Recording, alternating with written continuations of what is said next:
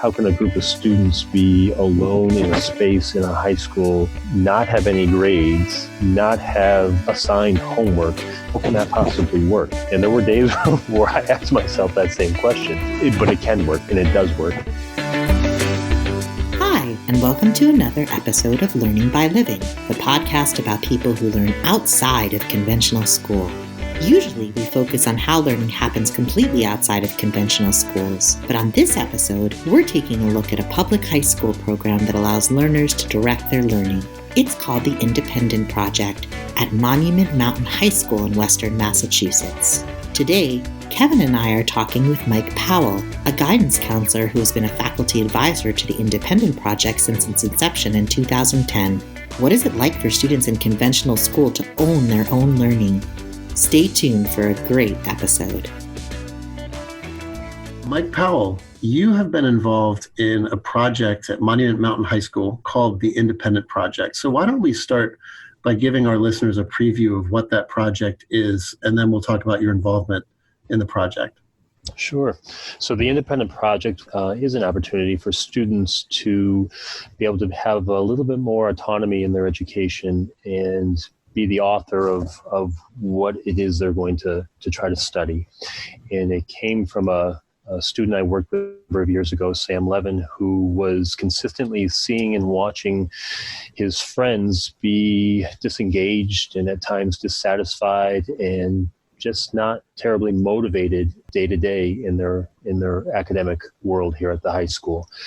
And it frustrated him because he had come from an upbringing of education being very, very important. And he was and still is a very engaged learner and is very passionate about learning new things. And to watch his friends not share that and not have an opportunity to be in an environment where that could be experienced took its toll on him. And he was having a conversation with his mother one evening at a dinner table, and she off the cuff just said, well, why don't you just go and start your own school? And when you get to know someone like Sam Levin, when someone makes a challenge like that to him and he decides to accept, you can rest assured that at some point in the future, a school will be developed. And that's kind of where it kicked off. And his goal was to set up a school within a school so that students could have an educational experience that they were more of the captain of their own ship in deciding what they were going to learn and how they were going to learn it. And that's where it started. Yeah, and it sounds like there were three components. Correct me if I'm wrong. There was every week students would choose a different thing they wanted to learn within a particular domain they were working on, so math or language. And then there was what's called an individual endeavor, which is students pick one big project throughout the semester individually that they want to work on. It could be anything from playing an instrument to learning something about the history of something, whatever. And then there was a collective endeavor where they would all get together and decide each, semester what kind of collective project they wanted to do by the end. Have those been the three components throughout? They have, and they've been slightly altered at times, but for the most part, the structure of the program has stayed the same. And the academic portion was in the morning, and the individual endeavor work was in the afternoon, and then we would spend the last 3 weeks of the semester on some sort of collective endeavor, as you spoke to. And the academic portion in the morning, the guideline was that we were still engaging and learning in the core academic areas, but the questions that the students posed obviously came from them, and those questions that were developed at the beginning of each week were what guided each student's work throughout the week. And then at the end of each week, they would do a presentation, about a 20 to 30 minute presentation to the rest of the group and to anybody in the school or community that wanted to attend. And they would share what they have found with that week's work. And then, like I said, the afternoon was developed so that they had a consistent amount of time each day to be able to work on their individual endeavor.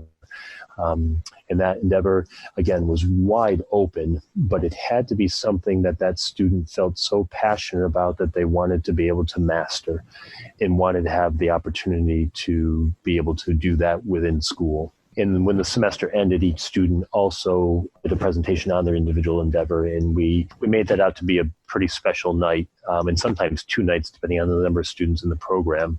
And we would advertise it and invite the community, and students would be up on stage and they would be presenting their semester-long work in this individual endeavor. And then when that was over, we designed it so there would still be about 2 to 3 weeks remaining in the program for the group to work as one and choose an important topic to all of them that they could agree on and have some sort of outcome to that work to show and to share, and preferably to leave behind at the school for them in a way to give back and to show their gratitude for the opportunity that they had leading up to that point. So can you tell me more about the collective project and what types of collective projects students did? Sure. The first one, the very first year we did, the students were pretty much all in agreement, and very quickly in agreement, that they wanted to do something revolving around education. They felt that was really appropriate, and obviously with a program like this and it being brand new, and it really altering their education, they wanted to do some sort of study in that field. And what they ended up doing was they made a documentary, about a 15 to 20 minute documentary on education. And part of it was to publicize and explain and share the independent project. But just as importantly was talking about education as a whole and how important it is to look at different ways that people learn and different ways that groups of people can work together to foster a really healthy educational environment. And so that documentary had interviews from a number of different people, both in and out of our school, student and adults alike. And it talked about their views of education, and to give the viewer as broad of a perspective as possible of how education can look very differently depending on your perspective. So this is an entirely student-led and student-run and student-created project, right? So they had to do everything involved in this documentary, from figuring out the storyboard to figuring out how to do the film editing and all that stuff. How did students go about doing stuff like that? Because mostly you would go to a teacher, and a teacher would generally tell you kind of how to do the things, and here's what we're going to do. But this was student-led. So how would students kind of go about figuring out how to do all of that and put a big project together like that?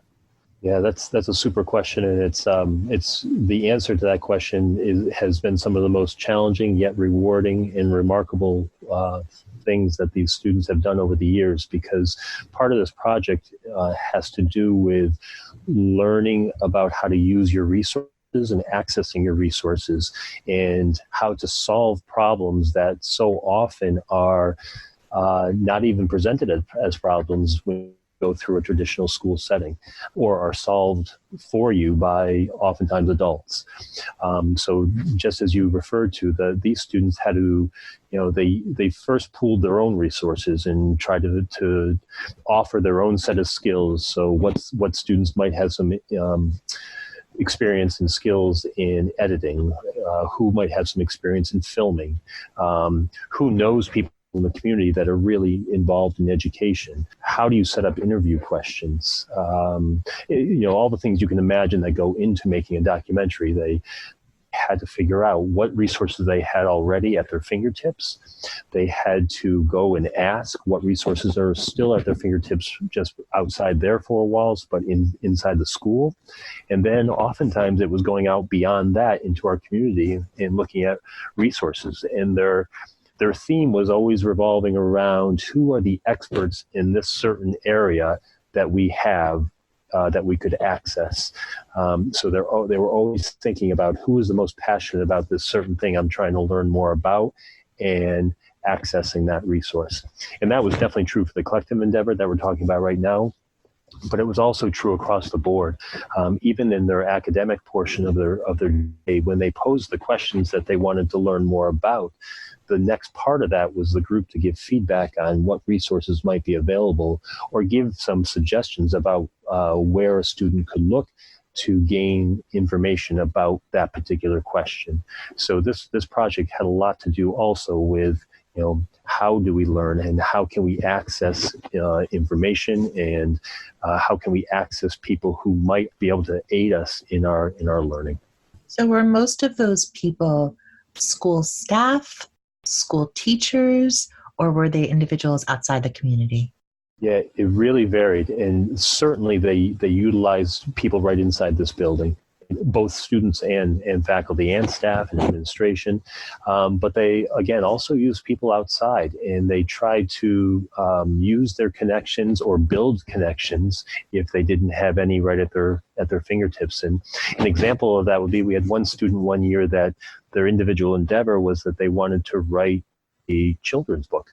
And they made some connections and found a student whose grandmother was a children's book author.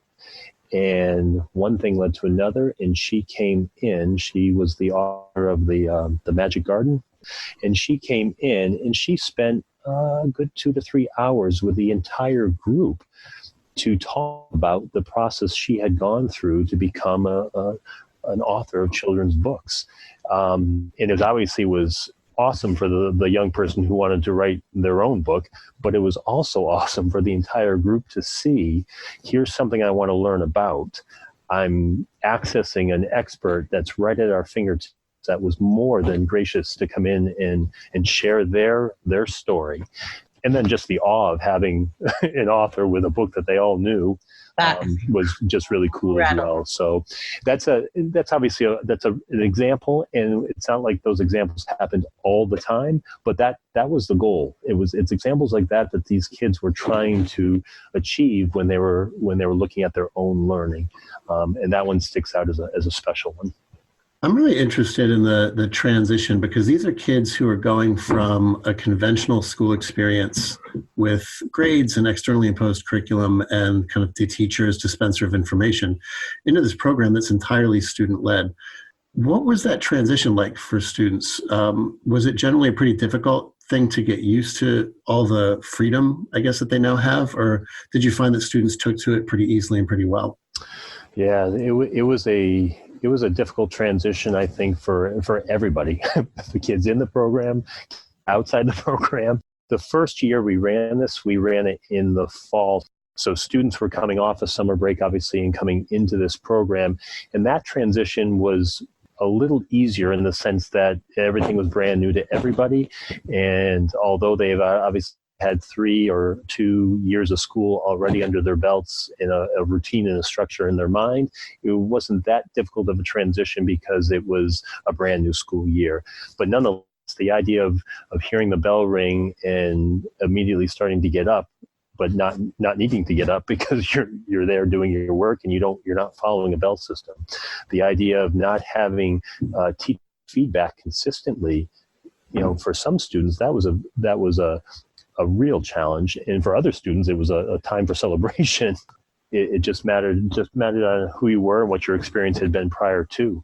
But there were a lot of things that took a while to transition. And then going the other way, every year after that, we actually did the program in the springtime instead. And that made it a little easier in the sense that students were not experiencing the independent project and then trying to go back into a traditional structured day like the first year students were. So those first year students, that was probably the more difficult transition. It was when they were done with the independent project, and it was the end of January, and they were about to start their second semester, and they were re-entering the mainstream programs. Right. And it wasn't that they weren't looking forward to their classes and their teachers and being around their student body as a whole, but the difference it was in terms of getting used to 6 to 7 to 8 classes a day and homework on a regular basis for all those classes and teacher expectations, et cetera, not feeling they had a lot of say in what they were about to learn. That was challenging. Yeah, I mean, did you find that once students have a feeling for what that freedom in their learning feels like, that they were, I guess, less tolerant, let's say, of kind of going back into a traditional, conventional school day? Yeah, and that varied as well. There were certainly some students that had such a difficult time, and they were less tolerant because they felt like they had something that was really valuable that worked well for them, and it was tough to go back to something that may not have worked all that well for them in the past. And then there were other students that really had another level of appreciation for what a teacher does to provide an environment for learning to happen, and could not that they didn't respect it before, but respected it in a different way, knowing now that they were really, doing both roles before, that they were trying to not only learn, but they were also responsible for that learning in terms of setting up an environment where the teacher did an awful lot of that prior to. Can you talk more about the students who chose the program? Can you talk more about what type of students they were, why they chose the program, and if you know anything about what they're doing now and how the Independent Project has changed them or their view on education, how did that work? Sure. That too was an area for this project that really amazed me, particularly in the first couple of years. But we had such a range of students in that program, from our valedictorian to a student who had been in and out of school for their entire K through 11 experience to that point, just had a really difficult time with their traditional mainstream school, and been to a few different schools, had done some homeschooling, and just really struggled with school, and in some days was on a path to drop out of school. And so you've got a diverse set of learners that came together, and the one thing that they all had in common was this deep appreciation for having an opportunity to guide their own learning, but also a deep appreciation for each other's passion. And the things that I found to be amazing were watching these students really enjoy and engage in what their peers were learning. It made quite a difference when they were all their own creators of that, and they were all responsible for giving feedback and input to each other about their learning and about their learning outcomes. You just get this sense of investment for all of them in their own learning, but in the learning of the peers around them. So anyway, to your original question, it was a really diverse group those first couple of years, and multiple years throughout that. But those first 2 years was really telling. And then in terms of where they go from there, I mean, that first year's group, a number of them went off to college right away. Some took a gap year.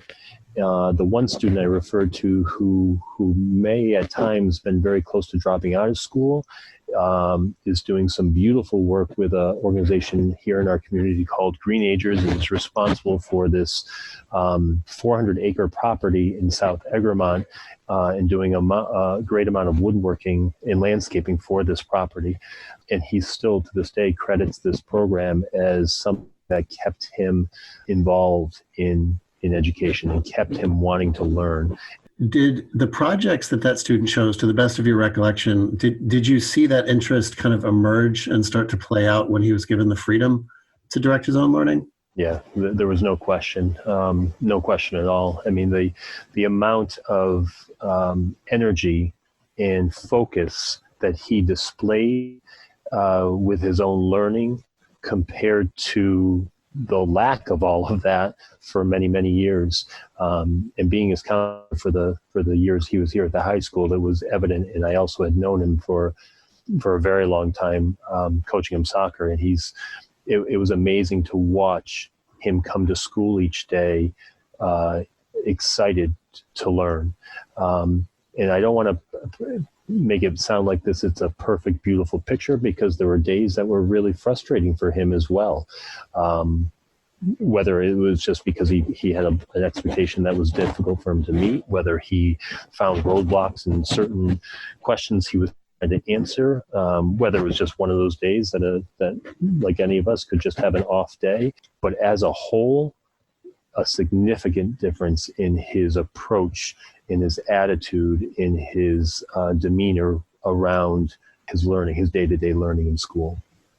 One of the things that always amazes me about when students have control of choosing what they're going to learn is that they all seem to choose very different things. So I can imagine that that was a pretty special experience of everyone kind of choosing very different things and teaching them to each other. What are the projects that stand out to you in terms of students choosing something that they might not have gotten a chance to do in a more conventional program? Sure. So I'm assuming you're referring to the individual endeavors that these students did. Yeah, either one. It's either weekly projects or the individual endeavors. Sure. So some of the endeavors, actually the student we were just speaking about, his individual endeavor was that he wanted to learn how to play the piano. And we're talking about a young person who was dyslexic and loves music, but really had no formal training with any reading of music, composing of music, playing musical instruments. And the time he spent hours and hours and hours and hours practicing, taking lessons, watching and attending concerts of different pianists, was amazing in the sense that he was so driven to try to master this activity. And his presentation at the end was a recital. So it was him putting a piano up on the stage and playing for his audience. And it was truly rewarding for him to be able to get to the point where he knew that this was all his own doing. This was all of his work he put into this, and what he was about to present, he could completely own. In addition to that, obviously, it was something that meant a lot to him. That one will always stick out to me just because he was starting from no experience whatsoever, but a deep desire to want to learn, and now given an opportunity to do that and using the resources around him, did that. Yeah, that's the power of intrinsic motivation. I mean, that's just such an incredible story, right? I study it all the time.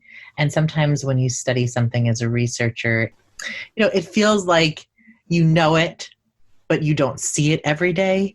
And that really is just such a testament to the power of intrinsic motivation and self-determined learning. That's incredible. I love that story so much. Yeah, you're right. It is. And we saw a lot of intrinsic motivation throughout this program. And it's really, that's the type of student we're looking for, someone who is either already has that or someone who really wants to learn what that is and feels strongly that that's in there somewhere and needs an opportunity for it to come out, because for the most part, and all the students that have done this program, that was a quality that kept showing itself. Well, I think one of the concerns that I know a lot of folks that I've talked to about my understanding of the Independent Project have is that I don't think we stressed before that there were no formal grades. A lot of people would be concerned with, if you have no formal grades, what is the motivation like, and how do people monitor their progress? If you research something and you make a mistake, how do you realize that you're on the right track and get back to the right track if you don't have formal grades as motivators? Yeah, and this was what I call one of the surprises to this program. I didn't see this next piece coming, and that was the accountability that students felt toward each other when it came to their learning. There was a great deal of disappointment when a student felt that they let the group down, whether it revolved around effort on any given week, whether it revolved in just not reaching the goal that they wanted or not getting the answer to a question they may have posed. So that accountability, you see it each day. Like when you walk into the room, the day always started with a check-in, and we'd go around and everybody would check in about how the day before went. Again, what obstacles might have appeared, what the day ahead is going to be, and what their goals were. And after that, it kind of centered everybody and got everybody on track in terms of what lay ahead. And it was amazing to watch that. You could just as easily just kick back and say, okay, I'm just going to take a break right now. But you wouldn't. You would see everyone around you starting to get after it, start to be an industrious, start to read, start to whatever it was that they needed to do to work on their work. it was contagious. So the surprise was just how important that was to each individual, that they did not want to let anybody else down in their group. And when they were working, it spread very quickly. To be quite frank, it was a relief for the majority, if not all, the students in this program not to have a number attached to their learning outcomes. And it was a relief in the sense of not having to worry about comparing to anybody else. It was a relief not having to bring that to home and indicate that they just received a 72 or a 98 or a 51 on whatever. There was a sense of relief, although it took a while to get used to. It was something that students embraced. And the way we phrased it, the goal of this program, when we did our presentations at the end of each week, or sometimes every 2 weeks, depending on the type of work we were doing, was to give critical feedback. And that was another area where students had not had a lot of experience, and we did a lot of work on that, to be able to speak to a peer about what they just heard or saw and be able to give critical feedback, and not feel guilty or feel that you couldn't say what was on your mind and what inspired you from what you just saw. Was hard for many students, all students initially, but many students for a good part of the program. And we tried to view the whole idea behind the no grades was you had an opportunity to earn a number of credits by doing this program. And instead of talking about a number grade or a letter grade, or even talking about pass fail so much, we talked more about, well, what sort of credit would this be worth? Do we feel this would be worth the full credit? Well, then we think all 4 credits should be awarded. Do we feel this is maybe worthy of 3.5 credits? And if so, why? And talk about that as a group. And ultimately, it would be a consensus, and everybody had to come to some sort of agreement. Yeah, my experience being a college professor who's a bit skeptical about the power of grades is that when I give students ownership of the grading process, it's almost counterintuitive. They almost pick harder projects often, because I think what's going on is that when you give a grade and you say you have to do really well on this project to get a good grade, they pick projects they know they can do really well on. And if you say, well, you can kind of figure out what grade you think you deserve, they'll pick harder projects because they know that if the project comes up short of their lofty ambitions, it won't penalize them as much. I don't know if you get any sense from the independent project students if any of that might have been at play. Yeah, it's funny. I do. What I did observe was that the fear just dissipated as time went on. So as students, students became more courageous to try things that they may not have had any inkling to try in a traditional environment, because they really had nothing to lose. The worst that was going to happen was that, maybe the path of their work changed because of what they started learning from initial work at the beginning of the week. Maybe they asked a question and really thought they could figure something out, and they just hit a roadblock and couldn't get by, through, or over it, as much as they tried and as much support as they got from their peers. And so they learned from that, and then they chose a slightly different path. The environment was created in such a way that students hopefully could understand that they should be embracing their education with great amount of courage and without that fear of, well, what if? Because our answer to the what if is that's just another opportunity to learn something, both about you and whatever it is you're trying to learn. And those are incredible lessons to take to adulthood. Absolutely. Right? Like, very important. The courage aspect, and you have the responsibility to other aspect, and you have the ability to take and receive feedback. This program sounds like just the most amazing introduction to adulthood that I've ever heard. And the fact that it's, high school students is even more important to me, because what is school preparing high school students for? Adulthood. And it seems that this program just did an amazing job in doing that. Yeah. And, there was a lot of, it was very amazing. but just like any other any other endeavor, and certainly in education, there were a lot of challenges, and there were many things that didn't go particularly well each year that we ran it. Adult lesson: nothing is ever perfect, right? Right. Let's talk about some of those then. Let's talk about some of the, because we've heard a few examples of projects from people who came in, like you said, for the right reasons and did a lot of really amazing stuff. Were there any people who came into the program that maybe you felt like the program ended up not being a good fit for? In the sense maybe they needed a more structured, extrinsically motivated approach. And what did that look like? Yeah, a lot of difficult conversations. That's what that looked like. So there were a number of students that at times we questioned as a group whether this was the best fit. And sometimes it was just a matter of having a conversation of how are things going for you? What do you think, what things are working well? What things are not working well? But we also had we had a student very early on who she knew that, after a number of weeks of doing the program, that she questioned whether it was the right fit for her. And the people around her the same way too. And so that particular student, there were a number of very challenging conversations that had to be had, and both in a group setting, but also individually. And, that student eventually did finish the program, but certainly not in a way that she necessarily wanted to or expected to, but she did nonetheless.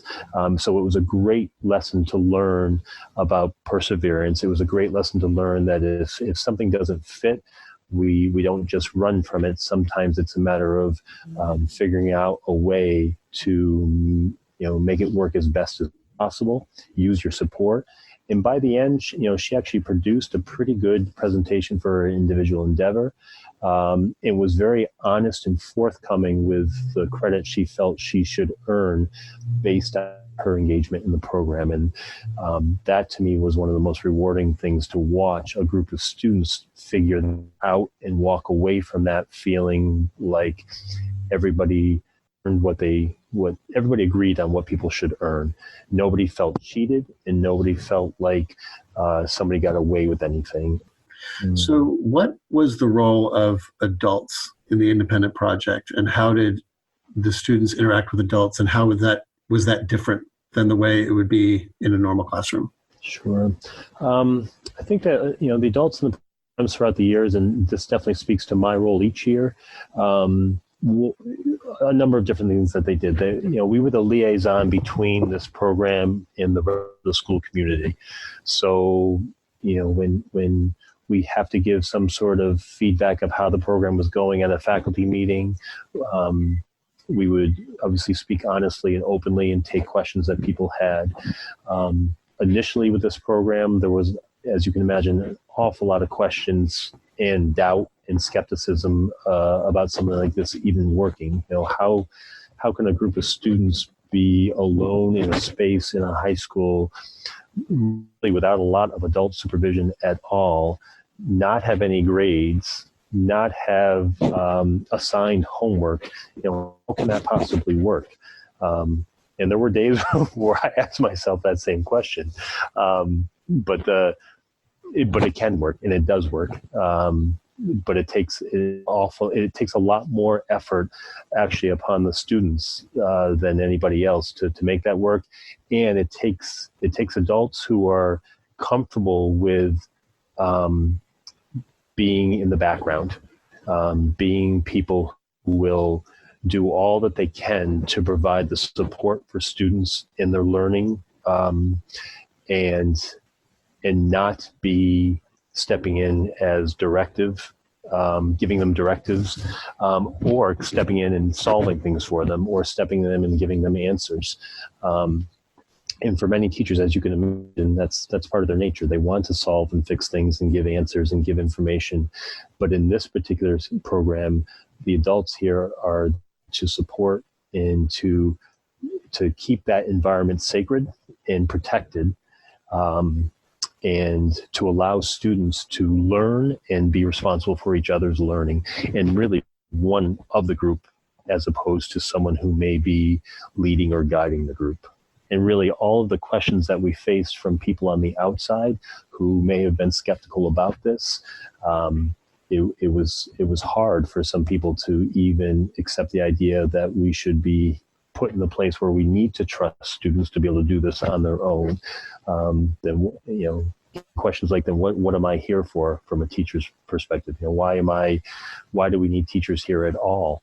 Where my job was to try to reframe that and look at it, you're a very important part, just like they are to a program like this. It's that we're asking to investigate what role we take. And are there different ways that an adult can be actively involved in the student's education that isn't necessarily the one that has to and dictate what is going to be taught, and isn't necessarily the one up in front of the classroom or at the whiteboard or the chalkboard, or the one that's giving out a test and grading it.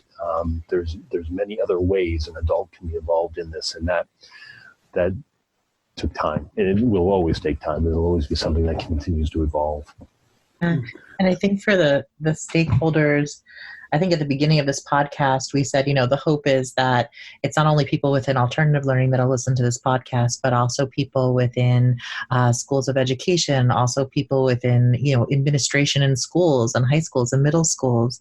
And I think that statement regarding trust and reframing is especially important. We think education looks one way, and we're so used to education looking one way. And if we leave time and space to be able to reframe, to think about how education could look, to think about how different things could look, that time and space to be able to reframe and really think about that is important. So blessings on your courage. I mean, that's amazing. So we talked a very little bit before about kind of what the transition to college and adulthood and stuff looked like. In your experience, what were the benefits and drawbacks of the program in terms of when students went back into, quote unquote, the real world, either back to their traditional classes or to college or to adulthood? What were the benefits of the program? What were any drawbacks of the program in terms of that transition? Some of the benefits, there were many benefits. Some of them that come right to my mind right away are problem-solving skills. When you're in charge of not only coming up with what you want to learn and how you want to learn it, and also in charge of dealing with anything that might get in your way, you are constantly figuring out how to solve problems. You're also learning how to utilize the resources you might have around you to help you do that. So it was fascinating to watch students learn more about the value of reaching out, and they were so much more apt to ask for help in this program than in general I would see students in a mainstream program. It's a pretty common thing I have in my guidance office, talking with students who might come in and say, I'm having a really difficult time with my chemistry class, and just talking about, so what are your steps that are going to help you get on track and be able to feel successful and feel like you're learning. And although they could name the obvious, like, well, I should maybe reach out to my teacher and see if I could spend some time, or I have some peers who are doing well, or a friend who has taken this course already. Those things were common things that students would come up, but to actually get them to do it, it oftentimes is very challenging, and to do it on their own, even that much more challenging.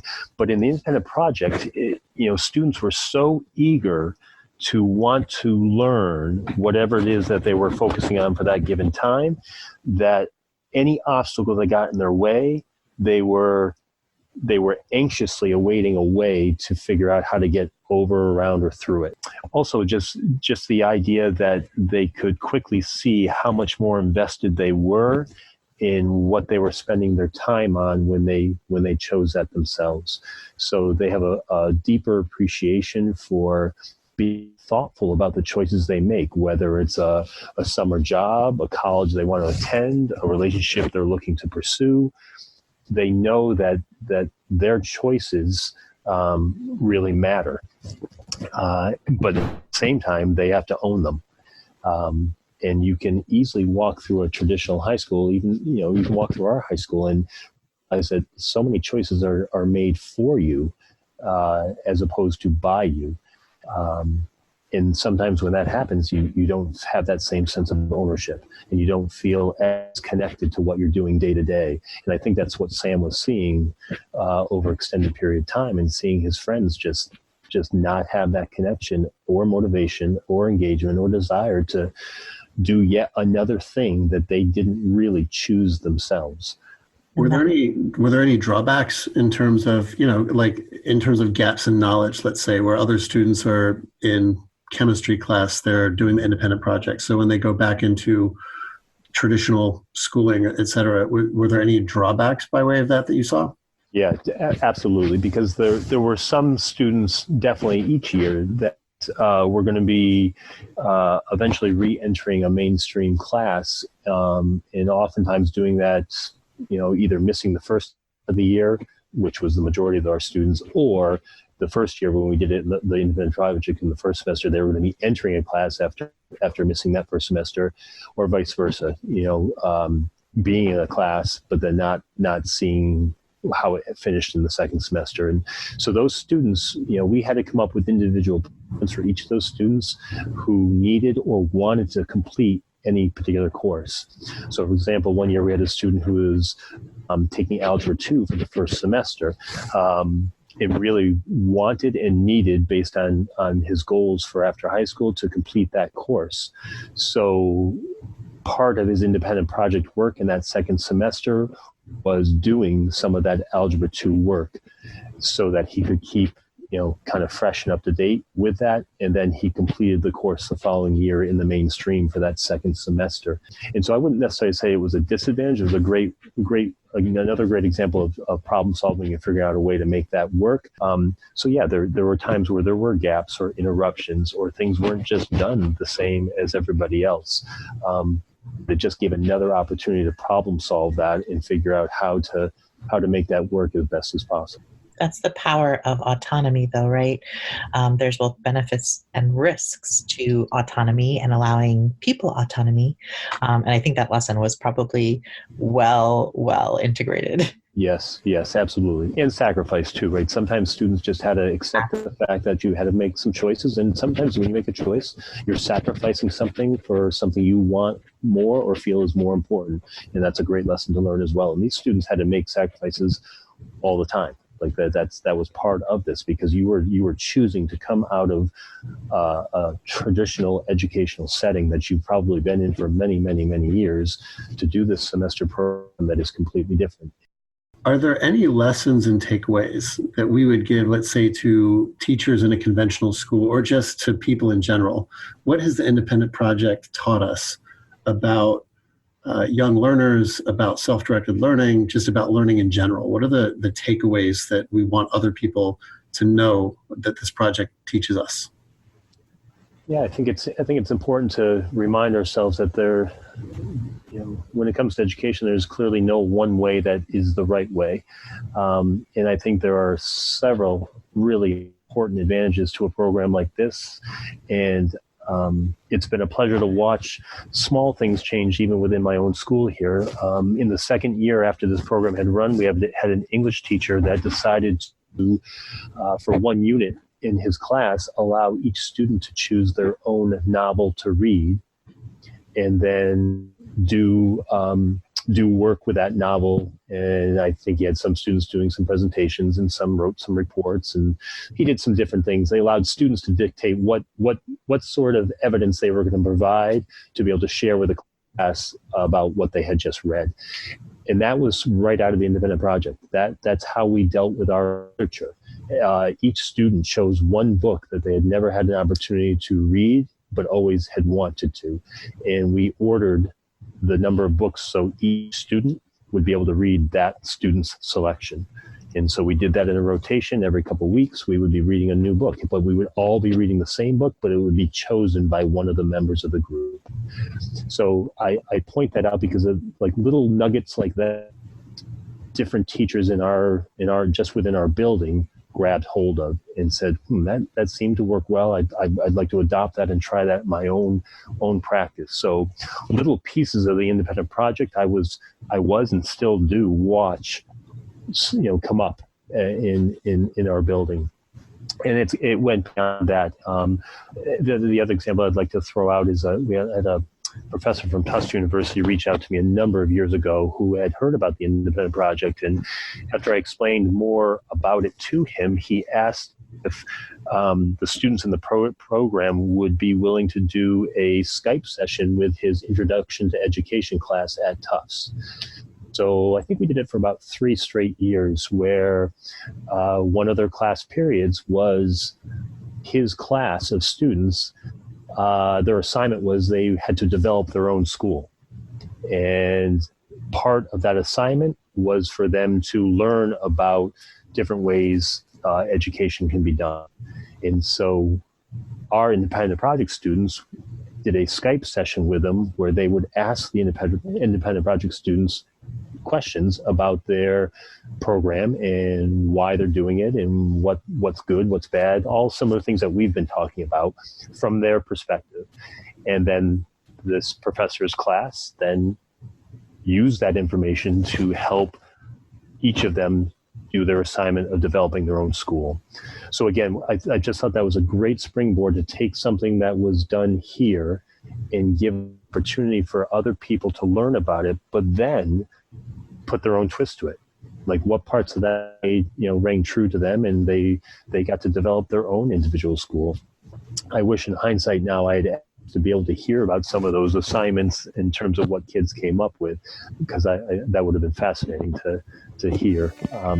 But those are the types of things that I felt they're still happening, just like this podcast now. I mean, that conversation is something that's happening all over the place, and that's exciting to be a part of that and to know that that's going on.